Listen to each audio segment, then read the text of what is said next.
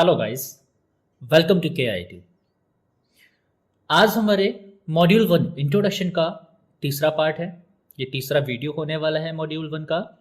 और आज की इस वीडियो में हम एक्सेल के कुछ बेसिक टर्म्स के बारे में डिस्कस करेंगे। आज मैं आपको एक्सप्लेन करूंगा कि एक्सेल में ऐसे कौन कौन से वर्ड्स हैं जिनका मीन आपको पता होना बहुत ज़रूरी है और वो आखिर होते क्या हैं, यह जानकारी होना भी बहुत ज़रूरी है। तो आइए स्टार्ट करते हैं। Basic terms of Excel. एक साइड में मैंने टेबल के अंदर टर्म्स लिखे हुए हैं और एक साइड में मैंने लिखा हुआ है एक्सप्लेनेशन। तो मैं आपको एक ही करके सारे टर्म्स को एक्सप्लेन करूंगा। आपको बारीकी से उनको समझना है, उनको देखना है। सबसे पहले टर्म की हम बात कर रहे हैं वर्कबुक। वर्कबुक क्या होता है? A workbook is an Excel file that contains one or more worksheets. जो वर्कबुक है वो एक्सेल का फाइल है जिसके अंदर या तो एक या फिर एक से अधिक वर्कशीट्स होती हैं। And each of the workbook worksheets are in separate tabs on the bottom of the Excel window. Excel window के अंदर जब भी आप देखेंगे तो आपको बॉटम साइड में, बिल्कुल नीचे साइड में आप नोटिस करेंगे तो अलग अलग टैब के रूप में आपको दिखाई देती हैं वर्कशीट्स। तो आप समझ रहे हैं कि वर्कबुक क्या है? वर्कशीट्स का कलेक्शन है और वर्कबुक को ही हम एक्सेल का फाइल बोलते हैं। नेक्स्ट जो हमारे पास टर्म है वो है वर्कशीट। अगर आपसे कोई सवाल करता है कि वर्कशीट क्या होती है तो आप उसे बताएंगे, an Excel worksheet is a single spreadsheet that contains cells. जो एक्सेल के अंदर वर्कशीट होती है वो एक सिंगल शीट होती है। अब वो जो शीट है वो किससे मिलकर बनती है? सेल्स से, जो कि ऑर्गेनाइज्ड होते हैं रो और कॉलम से। A worksheet begins with row number 1 and column A. जब भी एक वर्कशीट की स्टार्टिंग होने वाली है तो आप नोटिस करेंगे आपको रो नंबर 1 मिलेगा और जो कॉलम है उसका लेटर ए मिलेगा। अब ये रो एंड कॉलम्स क्या होते हैं? तो बात करते हैं रोज के बारे में। Horizontal lines. हॉरिजॉन्टल लाइन से मेरा मतलब है जो आप शीट में देखते हैं आपको कुछ इस तरह से लाइन खींची हुई दिखाई देती है। इन जो लाइंस को हम बोलते हैं रोज बोलते हैं। इन्हीं हॉरिजॉन्टल लाइंस को रोज के नाम से जाना जाता है, जो कि 1 से लेकर 10,48,576 तक होती हैं। कॉलम्स। कॉलम्स होते हैं वर्टिकल लाइंस, यानी जो लाइंस आप शीट के अंदर कुछ इस तरह से हॉरिजॉन्टल ना देख करके वर्टिकल देखते हैं, इन वर्टिकल लाइंस को हम क्या बोलते हैं? कॉलम्स बोलते हैं। और कॉलम्स की जो नंबरिंग है वो नंबरिंग अल्फाबेट से होती है। तो यहाँ ए से लेकर के XFD तक लास्ट कॉलम आपका होता है और जो XFD कॉलम है वो 16,384 नंबर का कॉलम है। अब बात करते हैं सेल्स की। सेल्स क्या होते हैं? On screen a cell appears as a box like a structure and each one is located at the intersection point of a vertical column and a horizontal row। देखिए मैं आपको समझाता हूँ। जब आप एक रो बनाएंगे या कॉलम बनाएंगे तो आपको इस तरह से 2 लाइन स्ट्रेट खींचनी होगी। ऐसा ही आप रो बनाने के लिए 2 लाइन जब इधर से बनाएंगे तो आपको बीच में एक बॉक्स मिलेगा। ये जो बॉक्स है वो बॉक्स ही सेल है, यानी जो स्ट्रक्चर बना है उसमें जो बॉक्स की तरह आपको नजर आ रहा है वो क्या है? कटान बिंदु है, यानी इंटरसेक्शन पॉइंट है एक वर्टिकल कॉलम का और एक हॉरिजॉन्टल रो का। Each cell can store data, यानी प्रत्येक सेल के अंदर, प्रत्येक बॉक्स के अंदर आप डेटा को स्टोर कर सकते हैं। जैसे आप उसमें कोई नंबर लिख सकते हैं, आप उसमें कोई टेक्स्ट लिख सकते हैं और उस सेल के अंदर किसी भी फॉर्मूला के द्वारा रिजल्ट को भी रखा जा सकता है। जब आप कोई फंक्शन या फॉर्मूला लगाते हैं तो वहाँ रिजल्ट आता है और उसको रिजल्ट को भी हम उस सेल के अंदर ही जो है स्टोर कर लेते हैं। In a single spreadsheet there is, काफी बड़ा नंबर है दोस्तों, आपको पढ़ने में दिक्कत हो सकती है तो आप उसको कॉन्टेक्ट नंबर की तरह याद कर लीजिए। 17 17 98 69 184, यानी 17 अरब 17 करोड़ 98 लाख 69,184। इतने सेल्स सिर्फ और सिर्फ एक वर्कशीट पर होते हैं। तो अब आपको समझ में आ गया कि वर्कबुक क्या है, हमारे एक्सेल का फाइल है। वर्कशीट क्या है? वर्कबुक के अंदर मिलने वाली एक सिंगल शीट है। अब रो क्या है? रो वर्कशीट के अंदर मिलने वाली हॉरिजॉन्टल लाइंस हैं। कॉलम वर्कशीट के अंदर मिलने वाली वर्टिकल लाइंस हैं और सेल रो एंड कॉलम का इंटरसेक्शन पॉइंट है। चलिए अब आगे बढ़ते हैं। अब हमारे पास टॉपिक आता है एक्टिव सेल। एक्टिव सेल क्या होता है? एक्टिव सेल से मतलब है, आपको मैं लाइव दिखाता हूं एक्सेल पर ले जाकर के। अब आप एक्सेल पे पहले आकर ये देखिए कि यहां पर क्या चीज क्या है। आप सबसे ऊपर देख रहे हैं बुक 1 करके लिखा हुआ है। ये आपका वर्कबुक है। और नीचे साइड में नोटिस कीजिए शीट 1 लिखा हुआ है, ये आपका वर्कशीट है।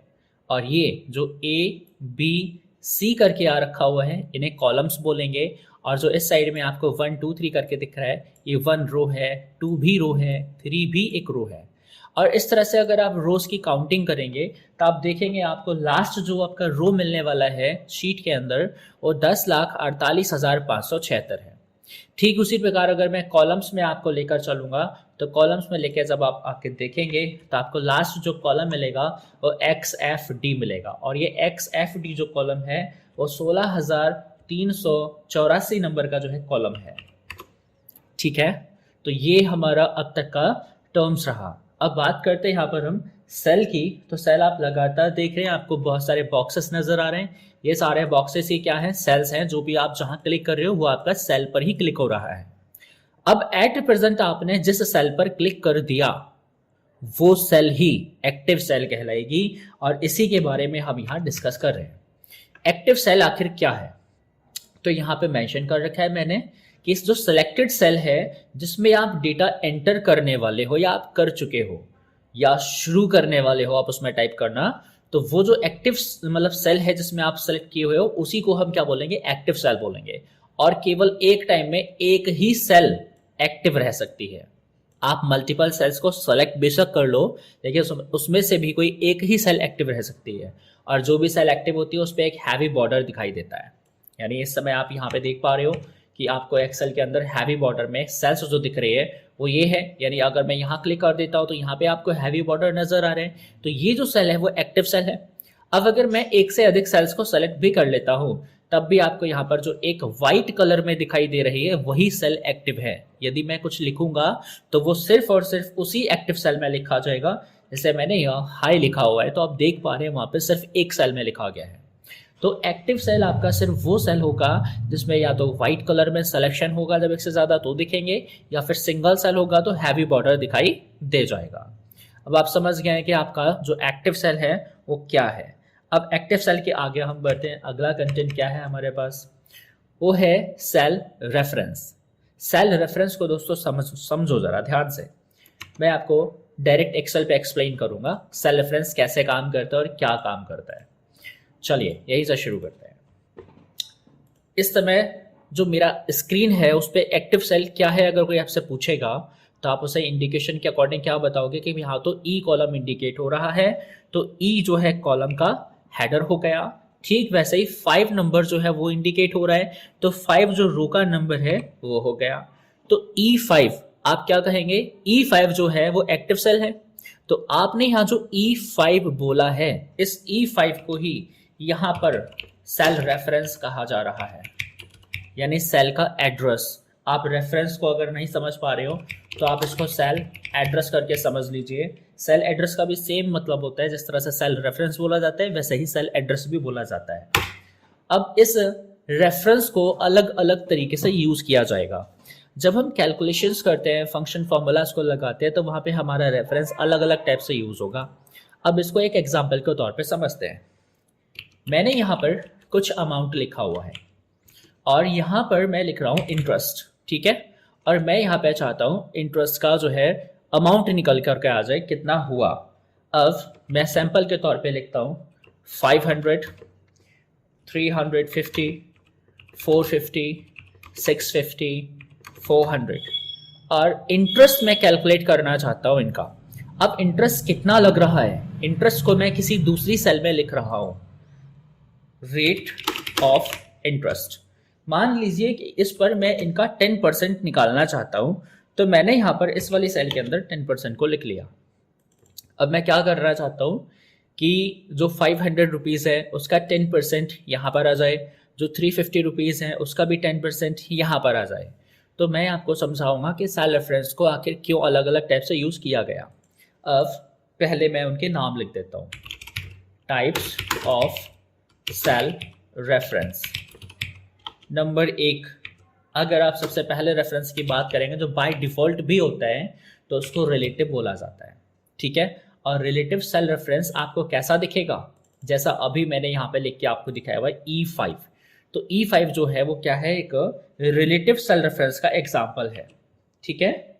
दूसरा जो हमारे पास रेफरेंस होगा नंबर 2, उस रेफरेंस को हम समझते हैं, उसका नाम होता है एब्सोल्यूट। एब्सोल्यूट सेल रेफरेंस दिखता कैसा है, ठीक है, मैं आपको समझाता हूँ।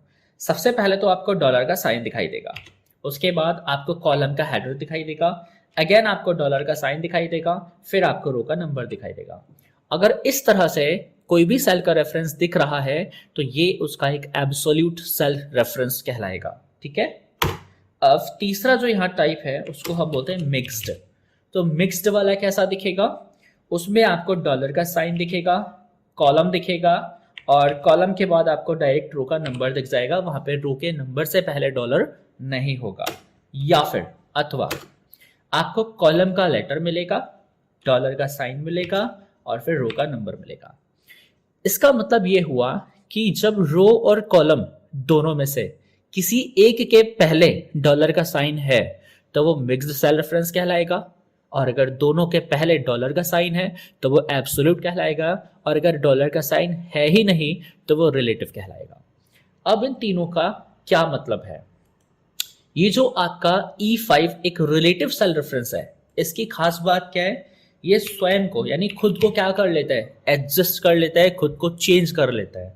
अब कैसे करेगा इसको समझिए। मैं यहां पर इंटरेस्ट लिख रहा हूं 5%, ओके, मैं यहां लिख रहा हूं 4%, यहां लिख रहा हूं 3.5%, और यहां पे 6% मैंने ले लिया, 6%, ये इधर मैंने लिया 2.5%, ठीक है।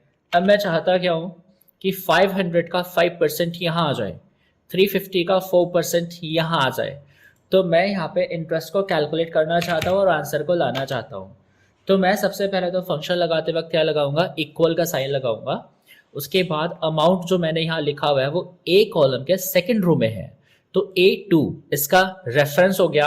अब आप समझ जाइए कि A2 यहाँ पर कैसा दिख रहा है, A2 आपको इस फॉर्म में दिख रहा है, तो ये कैसा एड्रेस होगा, relative cell reference. Multiply by rate of interest कितना है, 5। अब मैं 5 पे जैसे ही क्लिक किया हूं तो आप यहां देख पा रहे हैं आपको B2 मिल रहा है। B2 भी आपका यहां पर ठीक इसी फॉर्म में दिख रहा है, यानी B2 भी यहां पर रिलेटिव सेल रेफरेंस के तौर पर ही यूज हो रहा है। अब मैं यदि एंटर बटन को प्रेस करूंगा तो आपको वहां उसका आंसर मिल जाएगा जो कि 25 रुपीज होगा। अब यदि आप यहां पर क्या करते हैं, इस फंक्शन को नीचे साइड में डाउन साइड में फिल करते हैं, तो यहां ये जो A2 और B2 रेफरेंस नजर आ रहा है ये खुद एडजस्ट हो जाएगा। जितने सेल्स आप इस फंक्शन को नीचे फिल करेंगे वो उतना ही ऑटोमेटिक एडजस्ट हो जाएगा। अब आप यहां नोटिस कीजिए, मैं फॉर्मूला बार पे आपको दिखा रहा हूं A2 मल्टीप्लाई बाय B2, और जब आप नीचे वाले सेल पे जाके देखेंगे तो वहां आपको automatically A3 by multiply by B3 मिल रहा है। यानी यहाँ पर जो A2 सेल रेफरेंस इस वाले सेल के लिए रिप्रेजेंट कर रहा था वो फॉर्मूला नीचे कॉपी करते ही A3 को रिप्रेजेंट कर रहा है। तो यहां जब मैंने एक रो अपने फंक्शन को नीचे खिसकाया तो उसी हिसाब से आपका जो रेफरेंस है वो स्वयं को एडजस्ट कर लिया कि नहीं। तो ये एक रिलेटिव सेल रेफरेंस की पहचान होती है कि वो खुद को एडजस्ट कर लेता है। बट अगर मैं क्या कहता हूं कि मुझे ये जो इंटरेस्ट वाला कॉलम है वो नहीं चाहिए, मैं डायरेक्टली चाहता हूं कि मैं सिर्फ एक सेल में रेट ऑफ इंटरेस्ट को लिखा हूं, उसी के अकॉर्डिंग इन सब अमाउंट का यहां पे जो है आंसर आ जाए। तो ऐसे केसेस में मैं क्या करता हूं, इक्वल लगाता हूं, 500 पे मैं क्लिक करता हूं, मल्टीप्लाई का साइन लगाता हूं, उसके बाद मैं 10% पे क्लिक करता हूं। अब आप नोटिस कीजिएगा कि A2 में तो वैल्यू लिखा है 500 और F2 में लिखा है रेट ऑफ इंटरेस्ट 10%। अब अगर मैं ऐसा यहां से नीचे फिल कर देता तो ये A2 वाला रेफरेंस चेंज होकर के यहां A3 हो जाता, और F2 वाला जो रेफरेंस है वो नीचे कॉपी करते ही यहां F2 की जगह F3 हो जाता। बट क्या F3 में आपकी कोई वैल्यू है? नहीं। इस 350 रुपीज का भी आपको 10% ही कैलकुलेट करना है। तो क्या ये जो F2 है वो नीचे तक चेंज होगा? नहीं। आप समझिए इस चीज को, मैं एंटर कर रहा हूं और इसे कॉपी कर रहा हूं। तो क्या यहां पर आपका आंसर आया? नहीं आया, क्योंकि मल्टीप्लाई बाय किससे हुआ? 0। यहां कहीं भी कोई वैल्यू नहीं है। तो इस समय जो एक वैल्यू है A2 वो चेंज होनी चाहिए, यहां A3, A4, A5, A6 होना चाहिए, बट F2 वाली वैल्यू को स्टिल F2 ही रहना होगा, क्योंकि जो 10% लिखा है वो सिर्फ एक सेल में लिखा हुआ है और वही सेल का एड्रेस यहां आना चाहिए, वही सेल का एड्रेस यहां आना चाहिए, वही यहां और वही यहां आना चाहिए। तो जो आपका F2 सेल रेफरेंस रिलेटिव में आपने लगाया है उसको आपको एब्सोल्यूट में चेंज करना पड़ेगा, और यदि आप एब्सोल्यूट में चेंज कर देंगे तो आपका जो रेफरेंस है उसमें खासियत क्या आ जाएगी, उसमें ये खासियत आ जाएगी नो चेंज, क्योंकि ये एक एब्सोल्यूट रेफरेंस में खासियत होती है कि उसका जो रेफरेंस है वो चेंज नहीं होता, आप चाहे फंक्शन को कहीं भी कॉपी कर लीजिए। तो यदि मैं यहाँ पर F2 को डॉलर साइन लगा करके लिखता हूं $F एंड $2, तो इससे ये बेनिफिट हो जाएगा कि आपका जो ये F2 है वो नीचे चेंज नहीं होगा, खुद को एडजस्ट नहीं कर पाएगा। तो मैं अब इसे नीचे कॉपी कर रहा हूं। अब आप देखिए यहां पर आपका A2 और F2 है, और जब मैं नीचे जाके चेक करूंगा तो वहां A3 हो चुका है, क्योंकि A3 जो वैल्यू है रेफरेंस है वो रिलेटिव है, वो ऑटोमेटिक एडजस्ट होगा, खुद को चेंज करेगा वो। लेकिन यहां नोटिस कीजिए क्या F2 किसी में भी चेंज हुआ है, सभी के अंदर F2 ही दिख रहा है, क्योंकि वो मैंने एब्सोल्यूट बना रखा है और एब्सोल्यूट बनाने के लिए मैंने डॉलर का साइन लगाया हुआ है। और एब्सोल्यूट रेफरेंस की ये खासियत है कि उसमें कोई भी चेंज नहीं होता, वो खुद को चेंज कर ही नहीं सकता। अब आप ये समझ गए होंगे कि हमें रिलेटिव और एब्सोल्यूट दोनों ही रेफरेंस की खासा जरूरत पड़ती है, बट थोड़ा कम यूज होता है मिक्स्ड, लेकिन ऐसा नहीं है कि वो यूज नहीं होता है। मिक्स्ड की जरूरत हमें वहां पड़ती है जहां हम रो या कॉलम दोनों में से किसी एक को लॉक करना चाहते हैं। हम नहीं चाहते कि हमारा रो चेंज हो या हमारा कॉलम चेंज हो, तब हम मिक्स्ड सेल रेफरेंस का यूज करते हैं। अब मिक्स्ड वाले में क्या होता है, दोनों में से कोई एक ही चेंज होता है, ठीक है। अब इन रेफरेंसेस को आपस में कन्वर्ट कैसे करें? क्या हम मैनुअली ही डॉलर साइन लगाएंगे? नहीं, इसके लिए आपको एक बटन यूज करना होता है, फंक्शन बटन। मेरे से आपको एक बटन मिलेगा जिसका नाम है F4। मैं यहाँ लिख दे रहा हूं ताकि आपको याद रहे और आप प्रैक्टिस करें तो आपको याद रहे। अब F4 का काम क्या है? जब कोई भी रेफरेंस आप लिखे हैं, जैसे मैं ये जो E5 है इसको इक्वल करके लिख रहा हूं, ठीक है, इक्वल E5, तो ये E5 इस समय क्या है, रिलेटिव। अब मैं प्रेस करूंगा F4, जैसे ही मैं F4 को प्रेस करूंगा तो ये जो रिलेटिव रेफरेंस है वो ऑटोमेटिकली एब्सोल्यूट में चेंज हो जाएगा, और ये मैंने प्रेस किया F4। अब आप देख रहे हैं ऑटोमेटिकली जो डॉलर का साइन है वो ई कॉलम के पहले आ चुका है और 5 नंबर के रो के पहले भी आ चुका है, तो दोनों ही जगह डॉलर लग चुका है। इसका मतलब जो आपका रिलेटिव सेल रेफरेंस था वो चेंज होकर के एब्सोल्यूट में कन्वर्ट हो गया है। अब यदि मैं एक बार और F4 बटन को प्रेस करूंगा तो मुझे मिक्स्ड सेल रेफरेंस मिलेगा, और मिक्स्ड वाले में आप नोटिस कीजिए इस समय ई कॉलम जो है वो अनलॉक है और 5 नंबर का जो रो है वो लॉक है। अगेन अगर मैं F4 प्रेस करूंगा तो अब ई कॉलम लॉक हो जाएगा और 5 नंबर का जो रो है वो अनलॉक हो जाएगा। अब अगर मैंने एक बार और प्रेस कर दिया तो वापस से ये रेफरेंस रिलेटिव में कन्वर्ट हो जाएगा। तो ये आप समझ गए हैं कि कीबोर्ड से आपको F4 बटन दबाकर ही रेफरेंसेस को आपस में स्विच करना होगा। रिलेटिव है तो एब्सोल्यूट, एब्सोल्यूट है तो मिक्स्ड, और मिक्स्ड है तो अगेन रिलेटिव। तो ये काफी ज्यादा हेल्पफुल होने वाला है हमारे आगे प्रैक्टिकल्स में, आगे टास्क में। अगर हम कभी कुछ बनाते हैं, वहां कोई फंक्शन फिट करते हैं, तो हमें वहां पे इन रेफरेंसेस की जरूरत पड़ेगी। तो यही चीज मैंने आपको टर्म्स के अंदर लिखाकर समझाने की कोशिश की है। आप इसको एक बार पढ़िए, मैं आपको समझाता हूं। तो सबसे पहले सेल रेफरेंस की बात कर रहे थे। A cell reference refers to a cell or a range of cells on a worksheet and can be used in a formula so that Excel can find the values or data that you want that formula to calculate। यानी जो cell का reference है उसमें हम एक cell या फिर कई सारी सेल्स की एक रेंज रेफर करते हैं जो कि हमारे वर्कशीट के अंदर होती है, और हम इस रेफरेंस का यूज किस में करते हैं, फॉर्मूला में करते हैं, ताकि एक्सेल फाइंड कर पाए उन वैल्यूज को, उस डेटा को जो कि हम फॉर्मूला के अंदर उस पर कैलकुलेट करवाना चाहते हैं। यदि अगर आप कभी कोई कैलकुलेशन करवाना चाहते हो तो आपको सेल का रेफरेंस प्रोवाइड करना होगा। जैसे ही आप सेल का रेफरेंस प्रोवाइड करोगे तो उस सेल के अंदर लिखी गई वैल्यू हमारे फॉर्मूला या हमारे फंक्शन को पता चल जाएगी, और जैसे ही हमारे फंक्शन के पास वैल्यू पहुंचेगी वो अपना कैलकुलेशन परफॉर्म कर देगा। अब बात करते हैं relative cell reference. These cell references that adjust itself when the cell is copied are called relative cell references in Excel। यानी यह वह सेल रेफरेंसेस हैं जो स्वयं को एडजस्ट कर लेते हैं जब आप सेल के कंटेंट को, फंक्शन को या फॉर्मूला को कॉपी करते हो किसी दूसरी सेल में। तो इस तरह के सेल रेफरेंस को हम रिलेटिव सेल रेफरेंस कहते हैं। अब हम बात करते हैं एब्सोल्यूट सेल रेफरेंस की। तो absolute cell references is one that does not change when it's moved, copied or filled. यानी एब्सोल्यूट सेल रेफरेंस जो होता है वो डज नॉट चेंज नहीं होता जब आप डेटा को मूव करते हो, डेटा को कॉपी करते हो या फिर उसे फिल करते। तो यही इन दोनों में सबसे बड़ा डिफरेंस है कि relative cell reference automatic adjust होता है जबकि एब्सोल्यूट सेल रेफरेंस स्वयं को एक पोजीशन पे लॉक कर लेता है। अब बढ़ते हैं आगे। फॉर्मूला क्या होता है? अब हमारा टॉपिक है फॉर्मूला। इन एक्सेल में a formula is an expression that operates on values in a range of cells or a cell. यानी जो फॉर्मूला है वो किसी एक सेल पर या फिर कई सारी सेल्स पर कुछ ऑपरेटर्स का इस्तेमाल करके एक एक्सप्रेशन को जब आप बनाते हो तो परफॉर्म होता है। जैसे आप फॉर एग्जांपल यहाँ देखिए, इक्वल लिखा हुआ है, फिर a1 plus a2 plus a3। अब ये a1 a2 a3 क्या है? यह है सेल रेफरेंस, वो भी रिलेटिव। और यहाँ पे जो प्लस का साइन दिया हुआ है, ये जो प्लस का साइन है ये यहाँ पर एक ऑपरेटर है।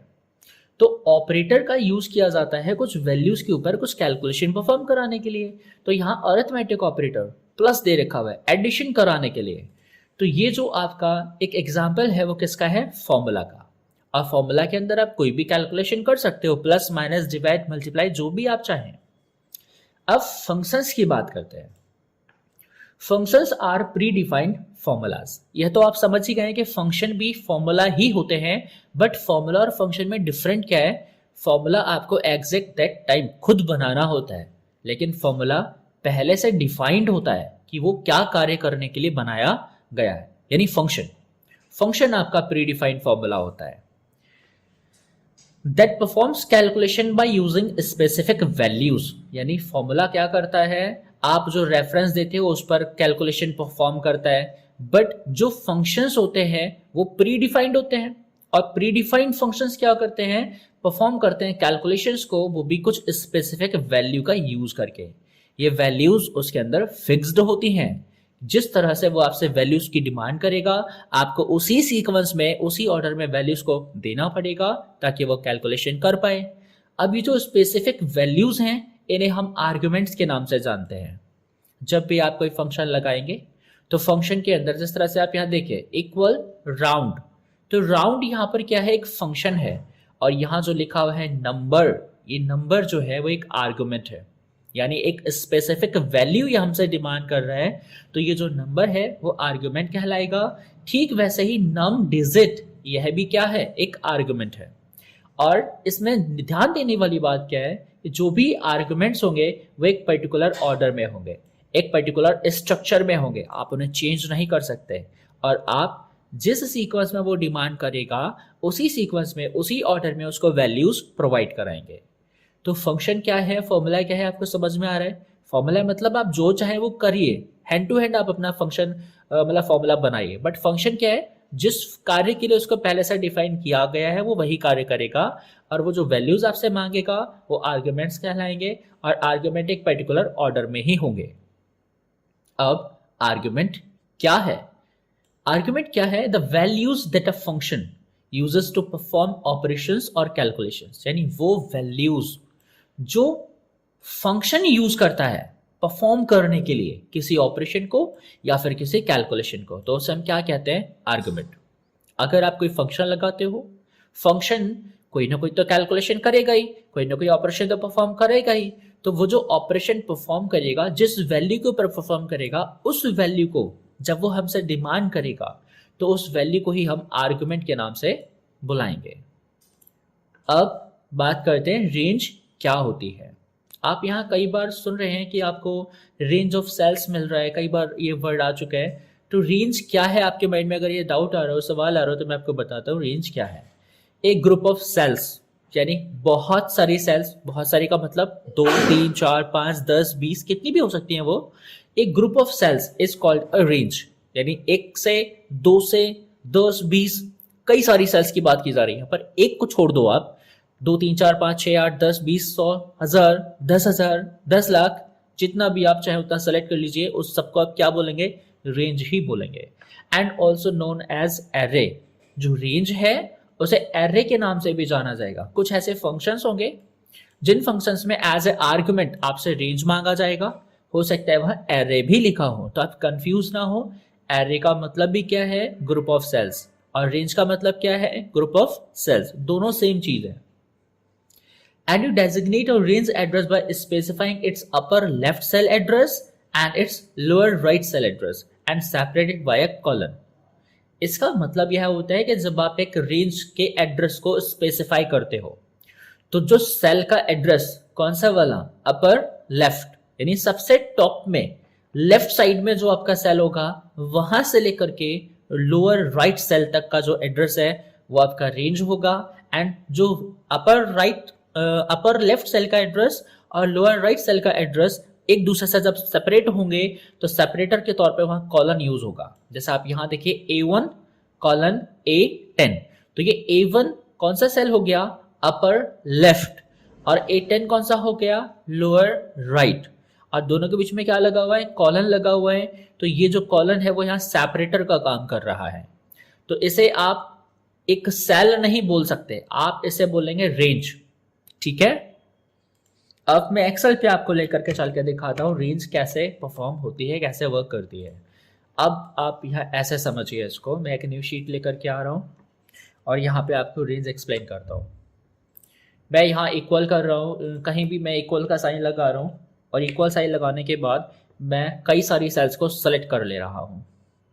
अब आप नोटिस कीजिए यहाँ पे B4 आया है, तो B4 कौन सा सेल है, टॉप साइड में आप जाएंगे, अपर साइड में किधर साइड में जाएंगे, लेफ्ट साइड पे, तो upper left B4, upper left cell का एड्रेस क्या हो गया, B4। अब आप नीचे आइए और राइट साइड में जाइए, लोअर राइट, लोअर राइट में जाके देखिए लास्ट सेल क्या है, तो लास्ट सेल है D9। तो जो अब आपका ये ग्रुप ऑफ सेल्स है, ये ग्रुप ऑफ सेल्स रेंज हो गया।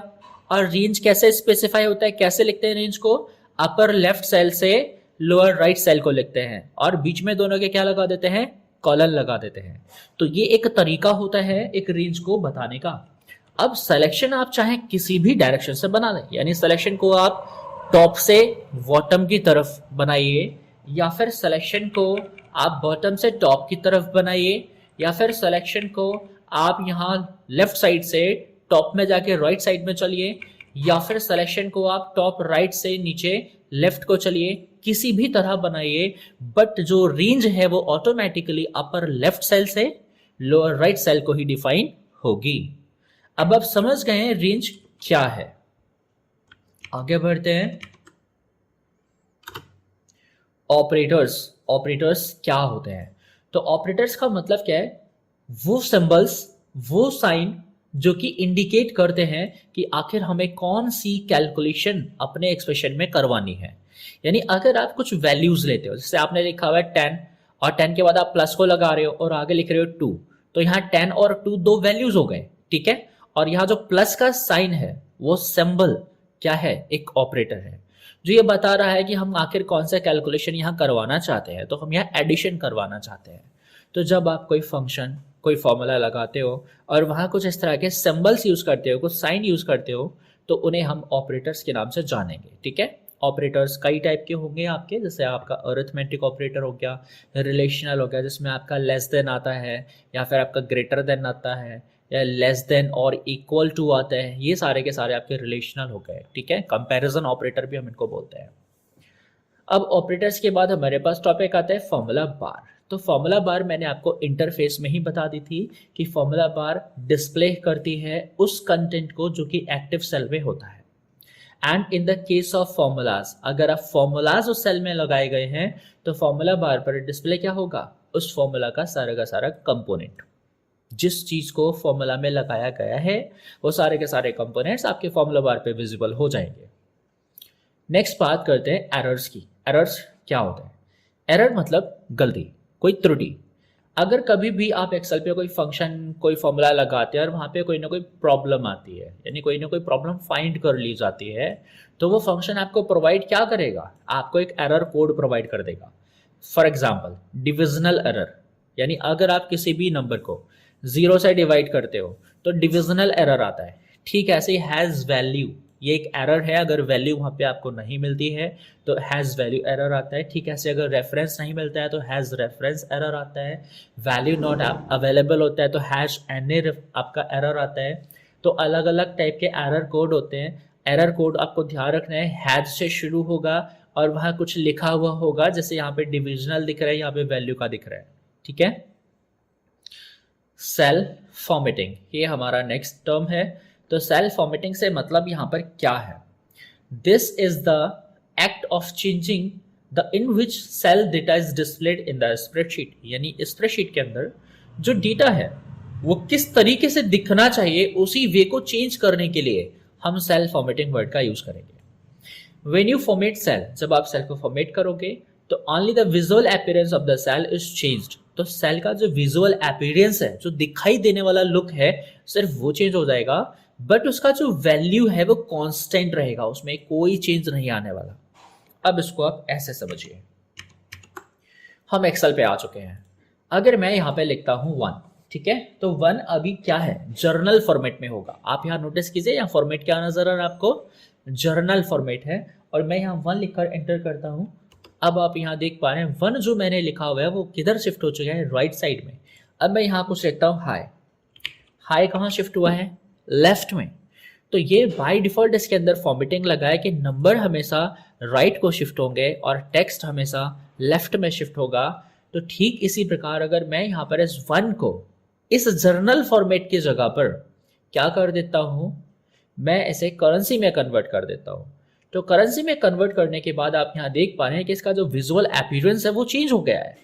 बट फॉर्मूला बार पे जाके नोटिस कीजिए, फॉर्मूला बार पर आपको स्टिल अभी भी 1 वैल्यू ही नजर आ रही है। यदि मैं इसे 10 कर देता हूं 1 0, तो आप फॉर्मूला बार पे नोटिस करिए, फॉर्मूला बार पर सिर्फ 10 दिख रहा है, बट सेल के अंदर का जो विजुअल अपीयरेंस है वो चेंज हो चुका है। तो यहां ये चीज किस तरीके से आप शो करना चाहते हैं, इसी को सेल फॉर्मेटिंग करके हम लोग रेफर कर रहे हैं। तो अलग अलग फॉर्मेट्स में आप डेटा को यहाँ शो कर सकते हैं और यह सारी की सारी फॉर्मेट्स हैं। मॉड्यूल 2 स्पेशली आपका यहाँ फॉर्मेट्स को लेकर ही बनाया गया है। तो इन सभी फॉर्मेट के बारे में डीपली हम मॉड्यूल 2 के अंदर जानेंगे। अभी बस आप ये समझ जाएं कि मैं सेल फॉर्मेटिंग आखिर किस चीज को कह रहा हूं। नेक्स्ट,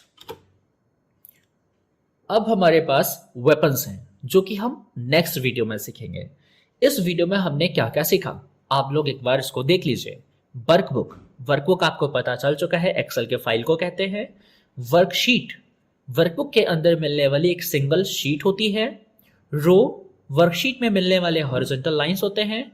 कॉलम, वर्कशीट में मिलने वाली वर्टिकल लाइंस होती हैं। यदि कभी आपसे सवाल पूछा जाता है कि एक्सेल की एक सिंगल वर्कशीट में कितने रोज होते हैं, तो आप याद रखेंगे 10,48,576। कॉलम कितने होते हैं, तो आप याद रखेंगे 16,384। और ऐसे भी आपसे प्रश्न पूछा जा सकता है लास्ट वाले कॉलम का हेडर क्या होता है, तो आप XFD को याद रखें।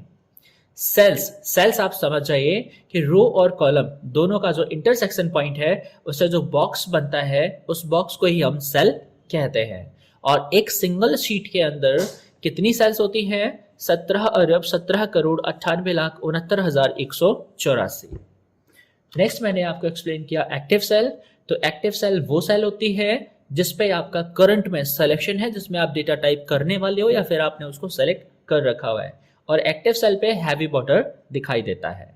सेल रेफरेंस से मेरा मतलब था सेल का एड्रेस, जिसमें एक कॉलम का लेटर और रो का नंबर दोनों से मिला करके सेल का रेफरेंस बनाया जाता है। सेल रेफरेंस के मैंने आपको 3 टाइप्स बताए। रिलेटिव, जो कि direct by default cell reference है। एब्सोल्यूट, जिसमें डॉलर का साइन कॉलम के लेटर और रो के नंबर दोनों से पहले आता है। रिलेटिव सेल रेफरेंस ऑटोमेटिक खुद को एडजस्ट कर लेता है, वह रो और कॉलम की परस्पर स्थिति के अनुसार स्वयं को परिवर्तित करेगा, जबकि एब्सोल्यूट सेल रेफरेंस में कोई भी चेंज नहीं होता, वह स्वयं को लॉक रखता है, चाहे आप उसे कहीं भी कॉपी कर लें। फॉर्मूला, फॉर्मूला का मतलब था कोई भी एक्सप्रेशन जिसमें आप डायरेक्ट कोई भी कैलकुलेशन करा सकते हैं, जबकि फंक्शन का मतलब था प्री डिफाइंड फॉर्मूला, और प्री डिफाइंड फॉर्मूला वही कैलकुलेशन करेगा जिसको करने के लिए उस फंक्शन को बनाया गया है। फंक्शन के अंदर कुछ स्पेसिफिक वैल्यूज आपसे मांगी जाएंगी जिन्हें हम आर्गुमेंट के नाम से जानते हैं, और आर्गुमेंट को एक पर्टिकुलर ऑर्डर में ही पास किया जाना चाहिए। आर्गुमेंट, आर्गुमेंट वो वैल्यूज हैं जो फंक्शन कैलकुलेशन को या ऑपरेशन को परफॉर्म करने के लिए हमसे डिमांड करता है। रेंज, रेंज हम कहते हैं ग्रुप ऑफ सेल्स को, और ग्रुप ऑफ सेल्स को एरे के नाम से भी जाना जाता है। किसी भी रेंज को स्पेसिफाई करने के लिए हमें अपर लेफ्ट सेल एड्रेस से लोअर राइट सेल एड्रेस को सेपरेट करना होता है कॉलन के द्वारा, जैसे A1 कॉलन A10, तो यह एक रेंज है। फिर मैंने आपको बताया ऑपरेटर्स क्या होते हैं। ऑपरेटर्स वो सिंबल्स, वो साइन होते हैं जो इंडिकेट करते हैं कि किसी एक्सप्रेशन के अंदर कौन सी कैलकुलेशन हम करवाना चाहते हैं। Formula bar, formula bar display करती है एक्टिव सेल के कंटेंट को, और अगर उस सेल में कोई फॉर्मूला लगा हुआ है तो उस फॉर्मूला का सारा कंपोनेंट आपको फॉर्मूला बार पर डिस्प्ले होगा। एरर्स, एरर्स वो कोड होते हैं जिनकी शुरुआत हेड से होती है, और यह हमेशा कोई ना कोई त्रुटि बताते हैं जो किसी फंक्शन या फॉर्मूला में आती है। सेल फॉर्मेटिंग उस वे को डिफाइन करता है जिसमें डेटा हमारे सेल के अंदर डिस्प्ले करवाना है, और अगर हम इसके विजुअल अपीयरेंस को देखेंगे तो वो चेंज होगा, बट उसकी जो वैल्यू है वो कांस्टेंट रहती है। यह सारे के सारे बेसिक टर्म्स हमने इस मॉड्यूल के इस वीडियो में समझे। अगले वीडियो के अंदर हम एक्सेल के अंदर वेपन्स को यूज करेंगे, यानी हमारे शॉर्टकट्स। इस वीडियो में सिर्फ इतना ही। मिलते हैं अगली वीडियो में अगले टॉपिक के साथ।